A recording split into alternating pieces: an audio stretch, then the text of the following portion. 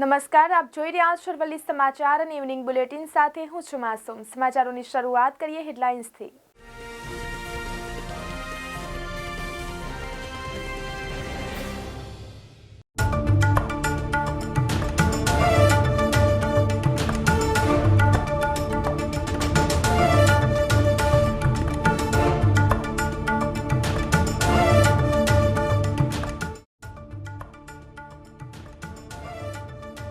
યાત્રાધામ પાવાગઢ મંદિર ખાતે ભવ્ય અન્નકૂટ યોજાયો। દેવ દિવાળીને લઈ મંદિર પરિસર ખાતે અન્નકૂટ યોજાયો।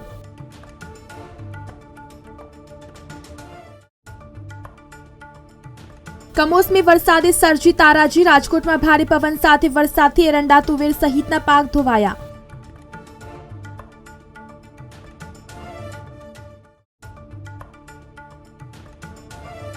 મોસમનો માર, કપાસ, જીરું, પાછોતરી, ડાંગર, વરિયાળીને વ્યાપક નુકસાન। વરસાદ થંભી ગયા પછી સરકાર નુકસાનીનો સર્વે શરૂ કરશે।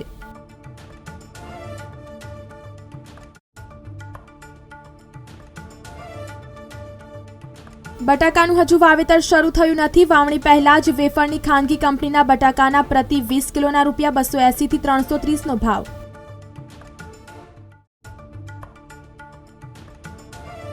માવઠાના પગલે ભારે નુકસાન। આણંદ જિલ્લામાં માવઠાના પગલે 3000 હેક્ટરમાં ડાંગરના પાકને ભારે નુકસાન।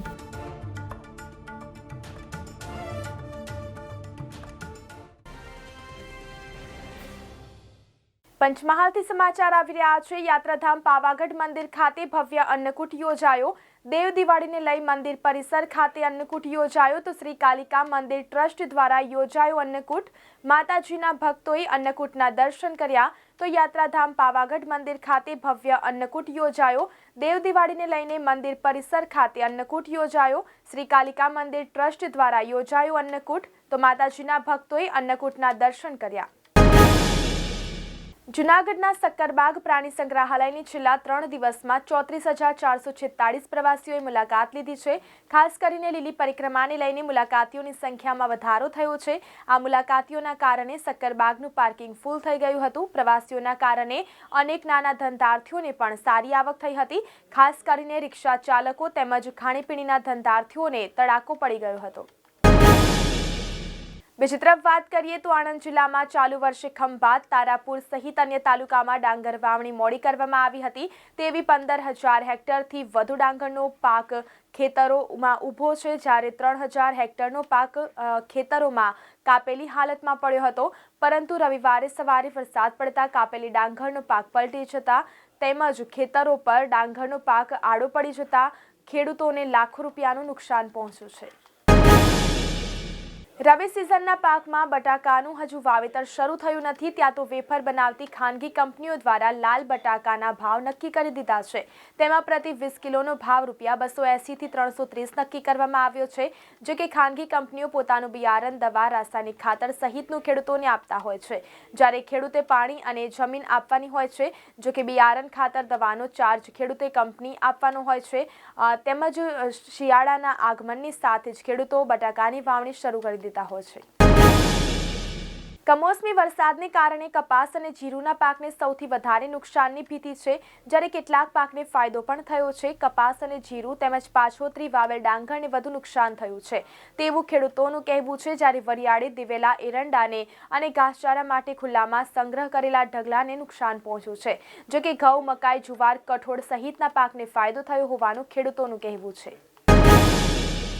બીજી તરફ વાત કરીએ તો હવામાન વિભાગની આગાહી મુજબ છેલ્લા 2 દિવસમાં રાજકોટ જિલ્લાના અનેક વિસ્તારોમાં કમોસમી વરસાદ વરસ્યો હતો, જેમાં ભારે પવનની સાથે ધોધમાર વરસાદ પડતા ઠેર ઠેર ઊભા પાકને નુકસાન થયું હોવાનું સામે આવ્યું છે।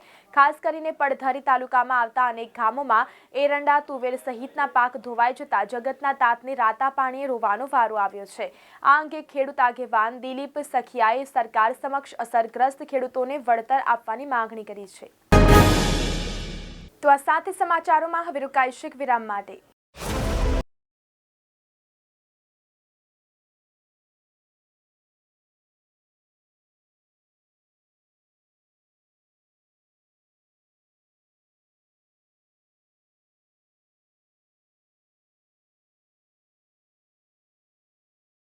સૌનો વિકાસ, સૌનો વિશ્વાસ।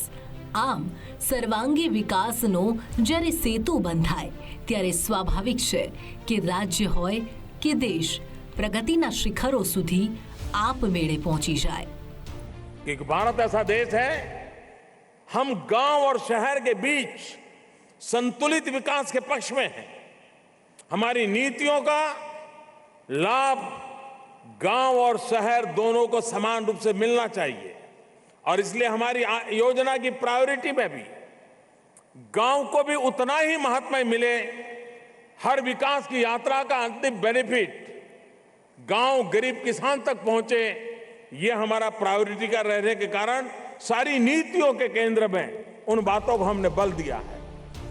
વાઇબ્રન્ટ ગુજરાત 2003નો એ મહાન વિચાર જેનું લોન્ચ પેડ બન્યું અમદાવાદનો ટાગોર હોલ। વિશ્વના જાણીતા ઉદ્યોગકારોને મળી ગ્લોબલ સમિટ શ્રી નરેન્દ્રભાઈ મોદીના નેતૃત્વમાં। પછી શરૂ થઈ ગુજરાતમાં વિકાસની નોન સ્ટોપ રફતાર। આજે વડાપ્રધાનશ્રીના નેતૃત્વમાં નવા ભારત સાથે વિશ્વના દેશો સહભાગિતા માટે તત્પર છે। તેના કારણે આજે ભારતમાં નવી ટેકનોલોજી, નવા ઉદ્યોગ અને નવા રોજગાર।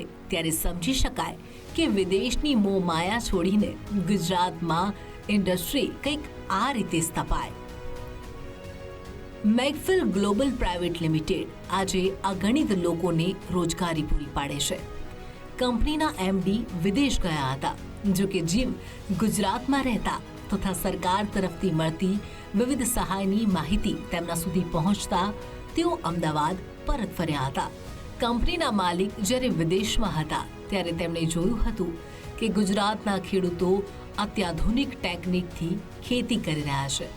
ત્યારે તેમને વિચાર આવ્યો કે પ્લાસ્ટિક ફેબ્રિકનું ઉત્પાદન તેમણે કરવું જોઈએ અને લાંબા સમય સુધી તે ફેબ્રિકની ક્ષમતા ટકેલી રહે તે દિશામાં ખેડૂતોની મદદ કરવી જોઈએ। मैकफिल global technical textile, geo textile और एग्रो टेक्सटाइल में है। Geo textile is used in construction of roads, dams, river beds. Agro जो टेक्सटाइल है वो एग्रीकल्चर में यूज़ होता है। इंडिया में और अब्रॉड में जो हाईटेक एग्रीकल्चर की टेक्निक्स है उसमें एग्रो टेक्सटाइल यूज़ होता है। हम लोग अप्रॉक्सीमेटली 300 to 350 एम्प्लॉयज़ को हायर किया हुआ है एंड उनको हम लोग डायरेक्टली एंड इनडायरेक्टली एम्प्लॉयमेंट देते हैं। डायरेक्टली अराउंड 300 एम्प्लॉयज़ को हमारा एम्प्लॉयमेंट है and indirectly we are giving employment to 50 to 100 people. કંપનીના એમડીને વિદેશમાં રહીને વિચાર એવો આવ્યો હતો કે કેવી રીતે જગતના તાતને વધુ મદદરૂપ થઈ શકાય। કંપનીની સ્થાપના કર્યા પહેલા તેમણે વિચાર્યું હતું કે તેમણે એવું પ્લાસ્ટિકનું ફેબ્રિક બનાવવું છે કે જેનાથી સૂર્યના કિરણો સીધા પાક પર પડે નહીં, જમીન સૂકી થતાં પણ બચી જાય। ખેતરમાં જે પાણી છાંટેલું તે પણ જમીનની અંદર સત્વરે રહે અને પાકને પૂરતું પોષણ પણ મળી રહે। આમ એક વિચાર વટવૃક્ષ બને અને તેમાં પણ સરકારની વિવિધ યોજનાઓનો જ્યારે સાથ મળે ત્યારે સ્વાભાવિક છે કે તે કંપની સફળતાના શિખરો આપમેળે સર કરે। यहाँ पे जो हमारे मुख्यमंत्री जी हैं भूपेंद्र भाई पटेल, उनके प्रधानता में यहाँ पे जो गवर्नमेंट की टीम्स काम कर रही है, ये बहुत ज़्यादा इंडस्ट्रीज़ को प्रमोट करने का यहाँ पे काम कर रहे हैं। मैं गुजरात के अलावा अभी कई स्टेट में होके आया हूँ, लेकिन अगर हम इंडस्ट्री को जीरो से स्टार्ट करके और एक अच्छे लेवल तक ले जाने की बात करें तो यहाँ पे भूपेंद्र भाई पटेल, और अभी नहीं, मैं काफ़ी टाइम से गुजरात इंडस्ट्रीज़ को वॉच करते आ रहा हूँ and I have been the indirectly I have been the part of Gujarat industries, so I found it is very easy to start factory out here in Gujarat। अभी नहीं, जब भी यहाँ पे हमारे प्रधानमंत्री जी नरेंद्र भाई मोदी जी जब यहाँ के मुख्यमंत्री हुआ करते थे, उस टाइम पे भी बहुत सारी चीज़ें ऐसी थी जो क्विक होती थी और इंडस्ट्री को स्टैंड करने में काफ़ी सफलता मिलती थी।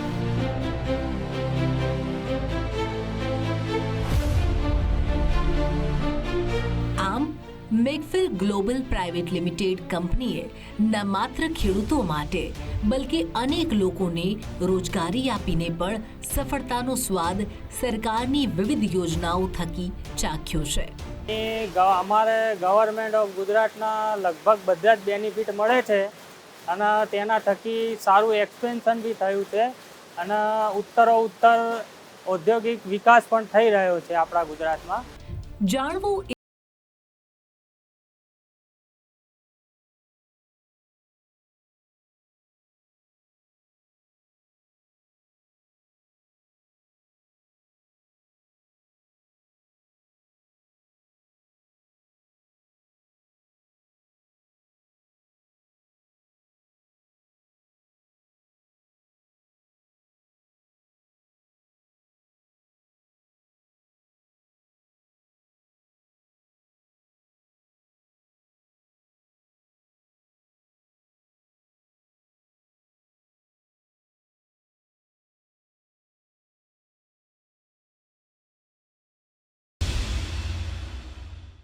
નમસ્કાર. વિરામ બાદ સમાચારોમાં ફરીથી સ્વાગત છે. સમાચારોમાં વાત કરીએ તો માવઠાને કારણે બપોર અને રાતના તાપમાન વચ્ચે માત્ર 3.7 ડિગ્રી સેન્ટીગ્રેડનો જ તફાવત રહેતા આખો દિવસ લગભગ એક સમાન તાપમાનનો અનુભવ ભાવેણાવાસીઓને થયો હતો. શહેરમાં મહત્તમ તાપમાન 27.2 ડિગ્રી સેન્ટીગ્રેડ થઈ ગયું હતું, જ્યારે લઘુત્તમ ઉષ્ણ તાપમાન 23.5 ડિગ્રી સેન્ટીગ્રેડ નોંધાયું હતું. બીજી તરફ નજર કરીએ તો ભાવનગર જિલ્લામાં ઠંડીનો આરંભ થઈ ગયો છે, ત્યારે રવિ પાકનું વાવેતર વધીને 32,700 હેક્ટર જમીનમાં થઈ ગયું છે. ગત સપ્તાહે ભાવનગર જિલ્લામાં રવિ પાકનું કુલ વાવેતર 18,600 હેક્ટર હતું, તે આ સપ્તાહે વધીને 32,700 હેક્ટર થઈ જતા એક જ સપ્તાહમાં 14,100 હેક્ટરનો વધારો થયો છે. ખાસ તો ગરીબોની કસ્તુરી ગણાતા ડુંગળીના વાવેતરમાં ગુજરાતમાં ભાવનગર જિલ્લો હંમેશા પ્રથમ ક્રમે હોય છે. તળાજા તાલુકામાં તાજેતરના વર્ષોમાં ઓર્ગેનિક પ્રાકૃતિક ખેત ઉત્પાદનની માંગ વધતી રહી છે અને તેની અનુરૂપ વધુને વધુ પ્રગતિશીલ ખેડૂતો પણ ઓર્ગેનિક ખેતી તરફ વળ્યા છે. ખાસ કરીને રાસાયણિક ખાતર અને જંતુનાશક દવા વિનાના કૃષિ ઉત્પાદનો ગુણકારી હોવાથી અને સ્વચ્છતા માટે એક ખાસ વર્ગમાં આ પ્રકારના પ્રાકૃતિક ખેત ઉત્પાદનની માંગ વધતી જાય છે અને વિશેષ કરીને ગાય આધારિત ખેતીનો પણ વ્યાપ વધતો જોવા મળે છે. આ માટે સેવાભાવી સંસ્થાઓ અને પ્રગતિશીલ ખેડૂતો પ્રચાર પણ કરી રહ્યા છે, કારણ કે વધુ ઉત્પાદન લેવાની લાલચ, રાસાયણિક ખાતરનો અતિરેક અને જંતુનાશક દવાઓના બેફામ છંટકાવને કારણે કૃષિ ઉત્પાદનોની હાનિકારક અસર જોવા મળે છે. આપણા ઋષિમુનિઓ અને પૂર્વજો ગાયોનું પાલન પોષણ કરીને પૌષ્ટિક દૂધ મેળવીને સ્વસ્થ રહેવા સાથે ગાયના છાણ અને ગૌમૂત્રનો ઉપયોગ કરી સજીવ ખેતીની પરંપરા જાળવી રાખતા હતા, જેનું મહત્વ સમજીને આજે સજીવ ખેતી ઓર્ગેનિક એગ્રીકલ્ચર તરીકે પ્રખ્યાત થતી જાય છે, જેમાં રાસાયણિક ખાતરો અને હાનિકારક જંતુનાશકોનો ઉપયોગ કર્યા વિના ધરતીના પ્રાકૃતિક ઘટકને સક્રિય કરીને મેળવતા શ્રેષ્ઠ ગુણતત્વો ધરાવતા ખેત ઉત્પાદનથી જમીન પણ સ્વસ્થ અને સમૃદ્ધ રહે છે. 10મી વાઇબ્રન્ટ ગુજરાત ગ્લોબલ સમિટ 2024ના અનુસંધાને મુખ્યમંત્રી ભૂપેન્દ્ર પટેલના નેતૃત્વમાં જાપાન પહોંચેલા ગુજરાતના હાઈ લેવલ ડેલિગેશને તેની મુલાકાત પ્રારંભ તેમજ યામાનાશી ગવર્નર કોટારો નાગાસાકી સાથેની બેઠકથી કર્યો હતો. તેમજ યામાનાશી હાઇડ્રોજન કંપનીની મુલાકાત મુખ્યમંત્રી અને ડેલિગેશને યામાનાશી ગવર્નર સાથે લઈને ગ્રીન હાઇડ્રોજન સેક્ટરમાં પણ ગુજરાતમાં ઇન્વેસ્ટમેન્ટ પોટેન્શિયલ અંગે વિચાર વિમર્શ કર્યો હતો. મુખ્યમંત્રી અને પ્રતિનિધિ મંડળે આ પ્લાન્ટનું નિરીક્ષણ કરીને વિશેષતાઓ જાણી હતી. યામાનાશી હાઇડ્રોજન કંપની ગ્રીન હાઇડ્રોજનના સપ્લાય, સેલિંગ અને સર્વિસિંગ પ્રક્રિયાનું ડેમોન્સ્ટ્રેશન પણ તેમણે નિહાળ્યું હતું. યામાનાશી હાઇડ્રોજન કંપની આ ડેમોન્સ્ટ્રેશન સહિત ગ્રીન હાઇડ્રોજનમાં અન્ય તેમજ ઇનિશિયેટિવ્સ આગામી વાઇબ્રન્ટ સમિટમાં સહભાગી થવા ઉત્સુક છે તેમ તેમણે જણાવ્યું હતું. યામાનાશી ગવર્નર કોટારો નાગાસાકીએ મુખ્યમંત્રી ભૂપેન્દ્ર પટેલ અને ગુજરાત ડેલિગેશનનો ઉષ્માસભર આવકાર કરતા આ મુલાકાત દ્વિપક્ષીય સંબંધો વધુ સુદૃઢ બનાવશે તેવી અપેક્ષા દર્શાવી હતી. રાજ્યના અનેક જિલ્લાઓમાં વરસાદી માહોલ જામ્યો છે, જેને કારણે ખેડૂતોમાં ચિંતા પ્રસરી છે. ત્યારે હવામાન વિભાગે આજે ફરી એકવાર વરસાદની આગાહી કરી છે. હવામાન વિભાગના રાજ્યના કેટલાક જિલ્લાઓમાં ઓરેન્જ એલર્ટ અને કેટલાક જિલ્લામાં યલો એલર્ટ જાહેર કર્યું છે. હવામાન વિભાગના જણાવ્યા અનુસાર આજે સમગ્ર ગુજરાતમાં વરસાદની શક્યતા છે। સૌરાષ્ટ્ર અને કચ્છમાં અનેક વિસ્તારમાં છૂટોછવાયો હળવાથી મધ્યમ વરસાદની આગાહી કરવામાં આવી છે। આ ઉપરાંત સૌરાષ્ટ્ર પંથકમાં કોઈ જગ્યાએ ભારે વરસાદની પણ આગાહી કરવામાં આવી છે। અમરેલી, ભાવનગર અને બોટાદ જિલ્લામાં ભારે વરસાદ ખાબકી શકે છે। આ ઉપરાંત અને જિલ્લાઓની વાત કરવામાં આવે તો દક્ષિણ ગુજરાતના નવસારી, તાપી, ડાંગ, વલસાડ, દાહોદ, પંચમહાલ, છોટાઉદેપુર, મહીસાગર, અરવલ્લી અને દમણમાં ભારે વરસાદની સંભાવના છે। રાજ્યમાં ભારે વરસાદને લઈને દક્ષિણ ગુજરાતના બંદરો પરથી માછીમારોને દરિયો ન ખેડવા માટે સૂચના અપાઈ છે। હજુ પણ આગામી 24 કલાક ભારે વરસાદની આગાહી હોવાને કારણે હવામાન વિભાગ દ્વારા માછીમારોને ચેતવણી આપવામાં આવી છે। યાત્રાધામ શામળાજી ખાતે કાર્તિકી પૂર્ણિમાના મેળા નિમિત્તે હજારો ભક્તો ઉમટ્યા હતા। ભક્તોએ મેશ્વો ડેમની તળેટીમાં આવેલા નાગધરા કુંડમાં આસ્થાની પવિત્ર ડૂબકી લગાવી પોતાના પિતૃઓના મોક્ષ માટે શાંતિની પ્રાર્થના બાદ ભગવાન શામળિયાના દર્શન કરી ધન્યતા અનુભવી હતી। રાજ્યમાં ભરાતા મેળાઓમાં સ્થાન ધરાવતો એવો યાત્રાધામ શામળાજી ખાતે ભરાતો કાર્તિકી પૂર્ણિમાનો મેળો આજે ભરાયો હતો। ખાસ કરીને આ મેળામાં મેશ્વો ડેમની તળેટીમાં આવેલા નાગધરા કુંડમાં સ્નાન કરવાનું વિશેષ મહત્વ હોય છે। ત્યારે હજારો ભક્તો આ પૂર્ણિમા નિમિત્તે પિતૃઓના મોક્ષ માટે શામળાજી દર્શને આવતા હોય છે। કાર્તિકી પૂર્ણિમા નિમિત્તે વહેલી સવારથી જ મોટી સંખ્યામાં ભક્તો ભગવાન શામળિયાના દર્શન માટે ઉમટ્યા હતા અને મંદિર પરિસરમાં લાઈનોમાં જોડાયા હતા। અહીં આવતા ભક્તોની એક માન્યતા મુજબ પૂર્ણિમાએ નાગધરા કુંડમાં સ્નાન કરવાથી ભૂત, પ્રેત અને વડઘાડ જેવી આસુરિક શક્તિઓમાંથી મુક્તિ મળતી હોવાની વર્ષો જૂની માન્યતા છે, જેથી આ દિવસે ભક્તો મોટી સંખ્યામાં શામળાજી આવે છે અને નાગધરા કુંડમાં આસ્થાની ડૂબકી લગાવે છે। આજે કાર્તિકી પૂર્ણિમા અને દેવ દિવાળીનો પાવન અવસર હોવાથી ભગવાન શામળાજીને તેમજ વિશેષ સોનાના આભૂષણો તેમજ સફેદ જરીના વસ્ત્રોથી સાજ શણગાર કરાયો હતો, જે શામળિયાના દર્શન કરી હજારો ભક્તોએ ધન્ય બની તેમજ નાગધરા કુંડમાં પવિત્ર સ્નાન કરી પોતાની માનતાઓ પૂર્ણ કરી હતી। ઉલ્લેખનીય છે કે સાંજે સંધ્યા આરતી સમયે દેવ દિવાળી નિમિત્તે ભગવાન શામળિયા સન્મુખ મેરાયું પણ કરવામાં આવનાર છે। શામળાજીમાં નાગધરાના કુંડ ઉપર ધાર્મિક વિધિઓ થાય છે। અહીંયા કાર્તિકી પૂનમનો મોટો મહત્વ છે। આ નાગધરાના કિનારા પર અસ્થિ વિસર્જન થાય છે, પિંડાની વિધિ થાય છે અને દૂર દૂરથી યાત્રાળુ નાગધરાના કુંડમાં સ્નાન કરી ભગવાન શામળિયાના દર્શન કરી અને પોતાના વતન બાજુ જાય છે। ખાસ કરીને યાત્રાધામ શામળાજીને ગદાધર ગયા ક્ષેત્ર તરીકે પણ માનવામાં આવે છે। અહીં પિતૃ અને માતૃ તર્પણ કરવાથી પિતૃઓને શાંતિ અને સળગતી મળતી હોવાની પણ માન્યતા છે, જેથી જ વર્ષ દરમિયાન હજારો ભક્તો અહીં તર્પણ વિધિ માટે આવતા હોય છે। તેમાં કાર્તિકી પૂર્ણિમાના દિવસે પિતૃ અને માતૃ તર્પણનું વિશેષ મહત્વ હોવાના કારણે હજારો ભક્તોએ આજે પાવન દિવસે પોતાના પિતૃઓના મોક્ષ માટે આ ગદાધર ગયા ક્ષેત્રમાં આવી આસ્થાની ડૂબકી લગાવ્યા બાદ પૂજા વિધિ કરી ધન્યતા અનુભવી હતી।